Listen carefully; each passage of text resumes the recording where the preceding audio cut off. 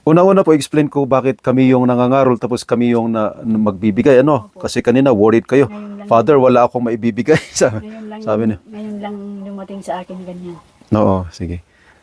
Kasi yung original na meaning po ng Christmas caroling, yung mga parishioners mag-iipon ng gifts. Po. Yun yung ginawa po natin sa parish.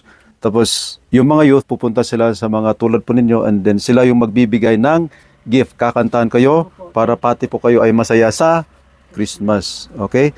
So itong youth natin, kakanta sila. Kami yung kakanta at kami yung magbibigay. May bigas po dyan, may mga groceries, at may generous po na nagbigay ng cash. Ano yung cash ko na yun? Ito po, mother, may cash po na, may generous na nagbigay po. Ay, Dok, sige. Father, kasi So, nasanay ako kasi Dok, kasi pag pupunta ako sa doktor nito, Dok na ang tawag ko. sige po. Na, ano, So, yung mga youth po natin, kakanta po sila? Okay. maganda naman ang boses ng mga kwarsa kaya si Ang Pasko ay sumapit, tayo ay managsiyawin.